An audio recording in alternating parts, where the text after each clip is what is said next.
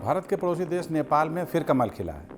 हम बात कर रहे हैं नेपाल के नए प्रधानमंत्री पुष्प कमल दहल उर्फ प्रचंड की। प्रचंड फिर से नेपाल के प्रधानमंत्री पद की कमान संभालेंगे। नेपाल की राष्ट्रपति विद्या देवी भंडारी ने रविवार शाम यानी 25 दिसंबर को उनकी नियुक्ति की घोषणा कर दी। प्रचंड के प्रधानमंत्री बनने की घोषणा के साथ ही भारत नेपाल संबंध फिर से ठंडे पड़ने की आशंका जताई जा रही है। प्रचंड को चीन समर्थक माना जाता है। चुनाव के नतीजे आने के बाद प्रचंड ने सरकार बनाने के लिए जोड़तोड़ शुरू कर दी थी। उन्होंने पूर्व प्रधानमंत्री और चीन के करीबी माने जाने वाले कम्युनिस्ट नेता केपी शर्मा ओली समेत 5 अन्य गठबंधन पार्टियों के साथ राष्ट्रपति से मुलाकात की थी। इसके बाद उन्होंने सरकार बनाने का दावा पेश किया। नमस्कार, मैं हूं अमित मिश्रा और आप देख रहे हैं न्यूज़ नेशन का डिजिटल प्लेटफॉर्म। आज बात भारत के बहुत महत्वपूर्ण पड़ोसी देश नेपाल में चल रही सरकार बनाने की उठापटक को लेकर। प्रचंड तीसरी बार नेपाल के प्रधानमंत्री बनने जा रहे हैं। पहली बार वे 2008 से 9, दूसरी बार 2016 से 17 में प्रधानमंत्री बने थे। इस बार समझौते के तहत शुरुआती 2.5 साल तक प्रचंड प्रधानमंत्री रहेंगे। उसके बाद CPN-UML सत्ता संभालेगी। इसके मायने ये हुए कि पूर्व PM केपी शर्मा ओली एक बार फिर प्रधानमंत्री बनेंगे। ये दोनों ही नेता चीन के कट्टर समर्थक माने जाते हैं। अंतर्राष्ट्रीय मामलों के जानकार प्रचंड और ओली की जोड़ी को भारत के लिए अच्छा संकेत नहीं मान रहे हैं। इसका बड़ा कारण है दोनों की विचारधारा। पुष्प कमल दहल प्रचंड और केपी शर्मा ओली दोनों कम्युनिस्ट पार्टी से हैं और चीन के बेहद करीबी माने जाते हैं। 2 साल पहले जब ओली प्रधानमंत्री थे तो वो चीन के साथ BRI करार पर ज़्यादा उत्सुक नजर आते थे। BRI माने चीन का सबसे महत्वपूर्ण बॉर्डर रोड इनिशिएटिव। चीन इसके जरिए हर पड़ोसी देश तक सड़क बनाने की कवायद में जुटा है। इससे सामरिक तौर पर भारत को काफ़ी खतरा है। भारत और दुनिया के कई बड़े देशों का मानना है कि इस प्रोजेक्ट के जरिए चीन अपना राजनीतिक और आर्थिक प्रभुत्व जमाना चाहता है। ऐसे में अब नेपाल की सरकार भारत के लिए परेशानी बन सकती है। चीन भारत को चौतरफा घेरने के लिए नेपाल की ज़मीन का इस्तेमाल करेगा।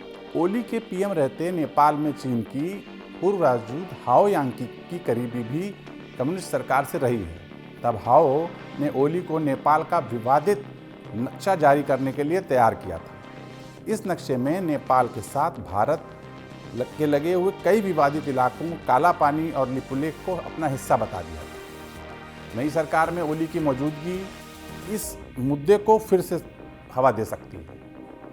नेपाल की राजनीति में प्रचंड काफ़ी रोचक किरदार है। वो मौके के हिसाब से मनचाहा पैतरा बदलते हैं। 2 साल पहले प्रचंड ओली सरकार का हिस्सा थे। जब भारत के साथ काला पानी और लिपुलेख सीमा विवाद हुआ तो उन्होंने अपने 7 मंत्रियों से इस्तीफा दिला दिया। इसके बाद ओली को कुर्सी छोड़ने पर मजबूर होना पड़ा। इसके बाद वे नेपाली कांग्रेस पार्टी के प्रमुख शेर बहादुर देउबा के साथ हो गए।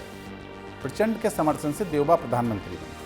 देउबा को पारंपरिक तौर पर भारत का समर्थक माना जाता है। हाल ही में हुए आम चुनावों के बाद नेपाली संसद में फिर से समीकरण बदले। इस बार किसी भी पार्टी का पूर्ण बहुमत नहीं मिला। देउबा की पार्टी नेपाली कांग्रेस पार्टी सबसे बड़ी पार्टी जरूर बनी, लेकिन इस बार प्रचंड ने सत्ताधारी नेपाली कांग्रेस पार्टी को समर्थन देने से इनकार कर दिया। इसके बाद दोनों का 2 साल पुराना गठबंधन टूट गया। अब सवाल ये उठता है कि आखिर दोनों साथ क्यों नहीं आए। असल में देउबा की नेपाली कांग्रेस और प्रचंड की CPN माओवादी मिलकर सरकार तो बनाने के लिए तैयार थे, लेकिन देउबा की जिद के इन सब मामलों के आड़े आ गई। प्रचंड की पार्टी चाहती थी कि दोनों ही पार्टियां 2.5 साल के लिए सरकार चलाएं। प्रचंड और देउबा बारी बारी से प्रधानमंत्री का पद संभालें। इस पर दोनों राजी थे। पेच इस बात पर फंस गया कि पहले PM कौन बनेगा। प्रचंड पहले प्रधानमंत्री बनने पर अड़े थे, लेकिन देउबा इस पर राजी नहीं थे। उनका राजी न होने का भी एक कारण था। असल में देउबा और उनकी पार्टी नेपाली कांग्रेस प्रचंड और उनकी पार्टी CPN का रिकॉर्ड देखते हुए उस पर भरोसा नहीं करना चाहते। देउबा को आशंका थी कि प्रचंड कहीं 2.5 साल तक सत्ता में रहने के बाद कोई बहाना बनाकर उनसे समर्थन वापस न लेंगे। जब दोनों की बात नहीं बनी तो प्रचंड ने ओली की CPN-UML पार्टी के साथ हाथ मिला लिए। इस तरह से दोनों कम्युनिस्ट साथी फिर से एक साथ आ गए। अब हम प्रचंड के बारे में आपको कुछ बताते हैं। प्रचंड का राजनीतिक सफ़र 1990 के दशक में शुरू हुआ। 90 के दशक में नेपाल से राजशाही का खात्मा करने वाले चेहरों में सबसे बड़ा नाम प्रचंड का रहा।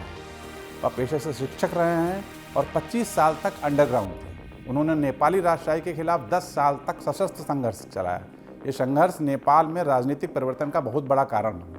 माओवादी संघर्ष को एक जनयुद्ध के रूप में देखते हैं। अपने क्रांतिकारी और राजनीतिक सफर में प्रचंड ने कई नामों को बदला। वो बहुत अलग अलग नाम से जाने जाते हैं। बीबीसी के मुताबिक चितवन के नारायणी विद्या मंदिर में क्लास 10 में पढ़ने के समय प्रचंड ने अपना नाम छविलाल दाहाल से बदलकर पुष्प कमल दाहाल रख दिया। भूमिगत रहते हुए उन्होंने कल्याण, विश्वास, निर्माण और प्रचंड नामक नामों से अपने आप को प्रचलित किया। उन्हें अलग अलग वक्त पर अलग अलग नामों से जाना जाता था। खैर, कई नाम बदलने वाले प्रचंड प्रधानमंत्री रहते हुए भारत को लेकर नज़रिया कितना बदलते हैं ये आने वाले वक्त ही बताएगा। हालांकि जानकार बार बार कह रहे हैं कि चीन प्रचंड पर फिर से डोरे डालने की पूरी कोशिश करेगा और इससे भारत की समस्या बढ़ सकती है। आपको ये वीडियो कैसा लगा, इसके बारे में कमेंट बॉक्स में हमें ज़रूर बताएं। ऐसे ही वीडियो देखने के लिए सब्सक्राइब करें न्यूज़ नेशन का यूट्यूब चैनल। धन्यवाद।